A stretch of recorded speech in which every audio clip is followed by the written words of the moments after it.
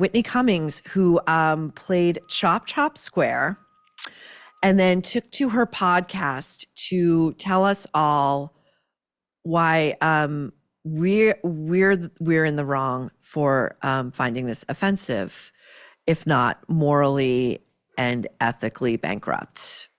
Here we go. You guys, I guess I'm this weirdo. I don't operate under, the idea that every government and their people are the same.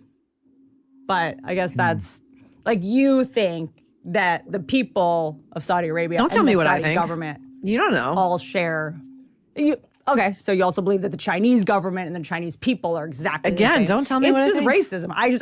I think it took me a second because when people are going like, you're doing something unethical. I'm like, oh, these must be ethical people. Let me listen. And then you're like, oh no, you're just racist. I wonder if she's talking to some of us over here at the Nerve. You and me, troublemakers, we're racists. We're not only racists, which, by the way, those of you who keep throwing this word around, you're diluting it of meaning, because if everything and everyone is racist, then nothing and no one is racist. Secondly, we're dumb because we don't understand that what we are doing in condemning those who went over to Chop Chop Square is we don't understand that the oppressed citizenry of a brutal, murderous Islamic fundamentalist government that chops people to bits for shoplifting or speaking to men to whom they are not married.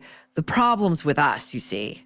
So we are we're misguided, and Whitney's in the right. And by the way, she does not present to me as somebody who really is coming at this with the courage of her convictions, because she's doing a lot and like her voice is raised and she seems exercised by this. And I'm going to guess that when we talk to Mark Bowden next time, we'll revisit a little bit of this so that he can talk to us, because I think if you have the courage of your convictions in something like this, a very serious matter, you would just sit and talk in a very reasoned and measured way. But okay, Whitney feels that she has not gotten her point across. And so she's going to explain to us why a comic she does not name, and I don't know why, just name him, Whitney, if you really feel this strongly about it, felt that well, basically what compelled him, what animated him to call her a big fucking hypocrite. Single mother, by the way, who got pregnant by a guy she said she barely knows. You know who would love that? Saudi regime. They would love Whitney Cummings over there, as a resident. You'd be dead by now, lady. You'd be dead. Okay, go. A comic tried to imply that it was hypocritical that I went because I did a special about sexual harassment and stuff like that. It was like kind of during the Me Too movement. And it's, it might be a compelling argument if it wasn't someone who was just bummed that they weren't invited, because he also believes he deserves 72 virgins. Maybe it's that. It's that. So is it David Cross who was very vocal and said that everyone who was going over there was freaking morally bankrupt? But he's married. He's married to the actress, I forget her name, but he's Amber Tamblyn. They have a child. So she's basically also calling him an incel. And I always find the retort, the schoolyard retort, you're just jealous. Trust me, Whitney, it's not that. Okay, it's not. Now Whitney is going to talk about why it's completely valid for a woman to go over to Chop Chop Square to a country where women have zero rights. Oh, excuse me. They got the right to drive about 6 years ago. So, it's a fucking American revolution over there. Here she is on why it's okay for women to perform at Chop Chop Square. Let's go. How could you, a woman on stage, agree to perform where they don't let women on stage? It's I'm going to you know what it is? math right on that this is statement, but regression of the highest order. They don't let women on stage. No. Huh?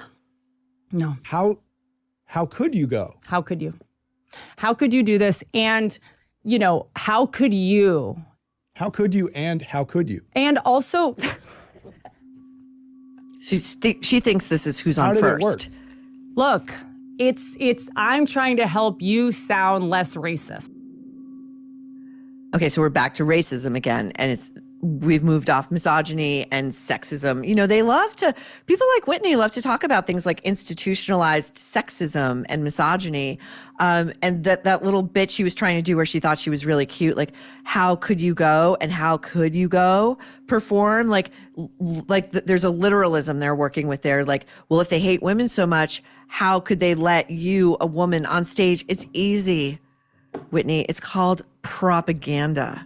They're trying to make their kingdom of terror seem more acceptable to the West by using useful idiots like yourself. Because if you think for a second that a woman your age in Saudi Arabia, or any age, quite frankly, enjoys the rights and freedoms that you do as a woman here in America, you're a fuckwit.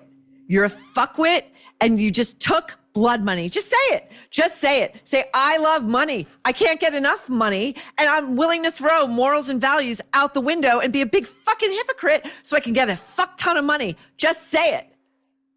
But you can't, because you don't have the courage of your convictions. If you had them, you just admit it. Last month, I told you about Honeylove, an independent, female-founded brand whose products are actually designed by women who wear them. How novel. Honeylove bras are supportive and wire-free thanks to bonding technology that lifts without underwire. Honeylove recently launched their new Cloud Embrace bra, which sold out in days because it's a modern wireless t-shirt bra with sturdy, lightly padded foam cups that feel like clouds against your skin. It is a wireless bra for people who love the effect of underwire, but not so much the feel. And this style is bound to sell out again, so don't wait to try it. I love Honeylove. I have the bras myself, and it is very difficult to find a bra that fits and feels light, and you can go about your day forgetting it's even on, and it also smooths out all the lines.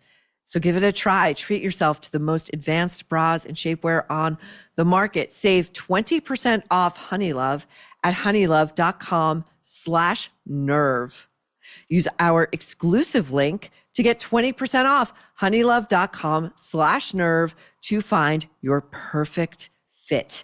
And after you purchase, they're going to ask where you heard about them. Wherever did you hear? Say, please, I am a troublemaker, and the Nerve sent you.